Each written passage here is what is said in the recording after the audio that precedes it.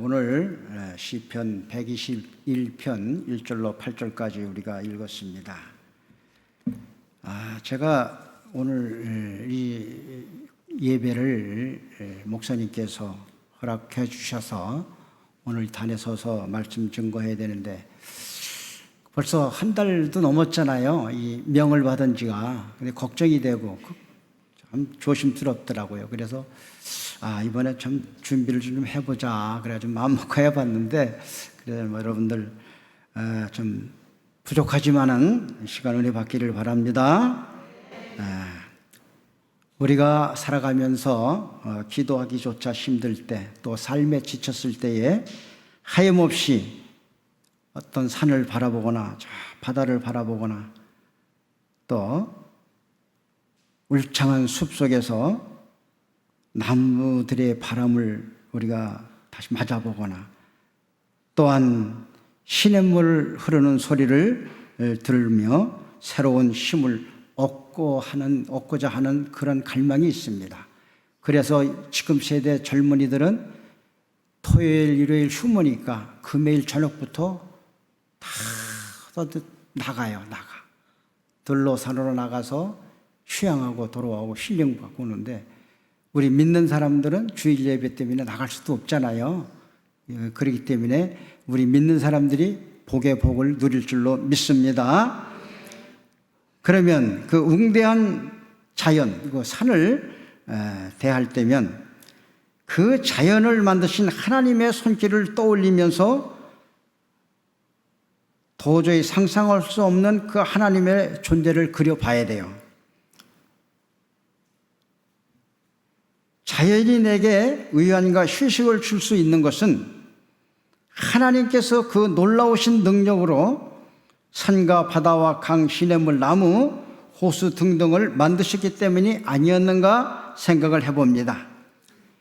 인간이 위대한 자연 앞에서 감동으로 눈물을 흘리는 것을 볼 때는 우리가 진정 하나님 앞에 섰을 때의 감동을 떠올리는 것은 그지 어렵지 않습니다.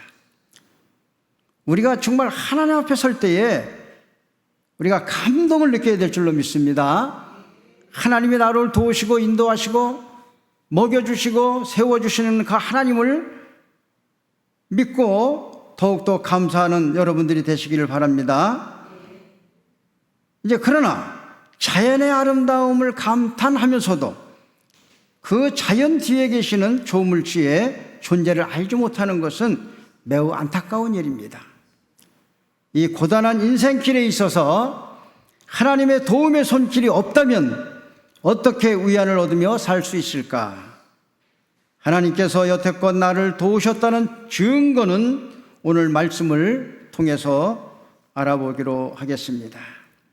오늘 본문 말씀은 이스라엘 백성들이 바벨론에서 해방이 되어서 예루살렘으로 돌아갈 때에 앞으로 가야 할 길이 멀고 험한 것을 생각하면서 하나님의 도움을 바라고 간절히 지은 시입니다. 광야를 지나면서 하나님께서 도우실 것을 믿고 감사하며 부른 찬송 시입니다. 우리는 이 세상에 사는 동안 온갖 시련과 역경을 당할 수밖에 없는 인생이 그 모든 어려움을 이겨낼 수 있는 근거가 바로 하나님의 도우심 때문임을 알아야 됩니다. 1절로 보면은 내가 산을 향하여 눈을 들리라 나의 도움이 어디서 올까? 이 말씀은 우리의 신앙의 방향을 묻는 질문이며 우리의 삶의 시선을 어디에 둘 것인가에 대한 믿음의 고백인 것입니다. 여러분 그렇게 한번 고백을 해봤습니까? 내가 산을 향하여 눈을 들리라 나의 도움이 어디서 올까? 여러분 생각해 보신 일이 있은 분도 계시고 그냥 무의미하게 넘어오신 분들도 계실 줄로 믿습니다만 다시 한번 나의 도움이 어디서 올까? 깊이 생각하면서 기도하시는 여러분들이 되시기를 바랍니다. 오늘 이 말씀을 통해 진짜 도움은 어디서 오는지 그리고 어떻게 우리의 삶을 지키시는 분인지 함께 묵상해 보기로 하겠습니다. 나의 도움은 여호와께로부터 온다. 1절 2절 내가 산을 향하여 눈을 들리라. 나의 도움이 어디서 올까? 나의 도움은 천지를 지으신 여호와께서로다. 고백을 했습니다. 내가 산을 향하여 눈을 들 때 나의 도움이 어디서 올까? 다시 한번 깊이 생각하는 여러분 되시기 바랍니다. 시편 기자는 눈을 들어서 산등성이와 산모래에 있는 여러 신전들을 봅니다. 그 당시 그런 광경이었을 것입니다. 어느 신이 나에게 도움을 줄 수 있을까? 지금 이 세상에도 마찬가지예요. 이 세상에도 세상 사람들은 갖가지의 신을 섬겨요. 제가 이 우상들 바치는 돼지머리 있잖아요. 이거를 불교 매장 있잖아요. 불교 용품 파는데 거기서 주문을 해줘요. 그냥 봄 되면요 하루에도 5개, 10개씩 막 달래요. 그러면 그 사람들이 그 돼지머리 올려놓고선 비는 거예요. 이런 우상을 섬기는 이 시대에 사는 우상이 현재 무당들도요 그 큰 무슨 산에 가서 해요. 그러니까 이 산이 그렇게 참 몇 가지의 신들이 모여 있습니다. 그러나 그 신이 우리에게 도움은 줄 수 없습니다. 이 순례자는 예루살렘을 향해 걸으며 산을 바라봅니다. 산은 때로 장벽처럼 보이고 또 때로는 하나님의 임재를 상징하기도 합니다.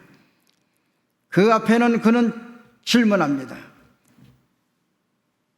나의 도움이 어디서 올까? 그리고 그는 답합니다. 나의 도움은 천지를 지으신 하나님의 서로다. 하나님께서 나를 도와주신다는 믿음의 고백입니다. 하나님은 전능하시며 내 인생을 창조의 권능으로 바꾸실 수 있는 분인 것을 믿으시기를 바랍니다. 다시 한번 말씀드리지만 여러분, 하나님의 도움이 없이는 우리가 한순간도 살 수 없다는 것을 믿으시기를 바랍니다. 두 번째로 주님은 실족지 않게 지키시는 분입니다. 3절로 4절 보면은 여호와께서 너를 실족하지 아니하게 하시며 너를 지키시는 이가 졸지 아니하시리로다. 이스라엘을 지키시는 이는 졸지도 아니하시고 주무시지도 아니하시리로다. 여호와께서 너희 발이 실족하지 않게 하시며 너를 지키시는 이가 졸지도 아니하시리로다. 우리의 삶의 길을 걷다 보면은 넘어질 수 있는 위험이 많이 있습니다. 넘어질 때가 많이 있어요. 살다 보면 좋을 때도 있고 기쁠 때도 있고 또한 슬플 때도 있고 많은 상황을 당합니다.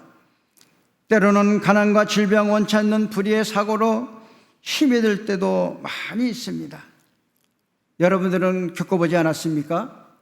우리가 인생길에서 지금까지 살아오면서 여러분들이 걸어온 길을 다시 한번 되돌아봅시다. 저도 그런 일을 많이 당했습니다. 좋은 일도 있고 기쁜 일도 있고 많은 정말 장사가 돼서 참 기뻐할 때도 있고 좋았고 또 건강할 때 좋았고 이리 뛰고 저리 뛰고 아주 가정의 평화를 누리며 살았지만은 그러나 중간 시험이 닥쳐오고 때로는 어려움이 닥칠 때도 있었습니다. 저도 죽을 뻔한 교통사고를 당해서 하나님의 도우심으로 사람은 죽기도 하고 많이 다친 사람들이 있지만 그 가운데 난 하나님께서 살려주셔서 갈비뼈와 이 다리 인대가 끊어져 가지고 길병원에서 2달 입원한 적도 있습니다. 또한 오토바이 사고로 인해서 또 뒹굴어보게 되고 또 여러 가지 환난이 많았어요. 우리 정혁수 원사가 그 건강한 사람이 처음에는 갑상선암, 큰 암은 아니지만 그래도 그거부터 시작해가지고 또 폐암이 왔어요. 정말 여러분 생각해 보세요. 폐암은 사형을 언도받는 거나 마찬가지예요. 때마다 진짜 기도가 나옵니다. 그때는 하나님 살려달라고. 그래도 다행히도 서울대병원에서 수술해서 몇 번의 진료를 통해서 완치가 돼가지고 지금 잘 살고 있지만, 또 한 번은 작년 재작년에 이상하게도 아침에 일어나더니 입에 침이 흐르고 이상하다는 거예요. 그래서 여기 병원으로다가 응급실로 바로 그냥 제가 데리고 갔어요. 갔는데 벌써 의사들은 알아요. 핵문건 융해증이라는 거예요. 난 병 이름도 모르는 병이 온 거예요. 그러면서 링거를 꽂아가지고 신장 수치를 잽니다. 25,000원이 올라갔는데 신장 수치를 재도 링거 꽂으니까 벌써 10,000원으로 내려와요. 그 시간이 늦었으면 신장이 망가지면 평생 고생한다는 겁니다. 그래가지고 2달 동안 입원해서 무슨 병에 일어나지도 못하고 앉지도 못하고 희한한 병이 온 거예요. 그래서 지금은 그래도 건강을 되찾아서 여러분들과 함께 교회 생활도 하고 또 가게 나가서 일손도 돕고 있습니다. 저는 제가 가끔 찬양단에서 찬송가 476장인가 주여 나의 병든 몸을 지금 고쳐주소서, 주여 나의 병든 몸을 지금 고쳐주소서, 그 찬양 부를 때요 다 이유가 있이 제가 선곡을 한 겁니다. 그 찬양을 부르면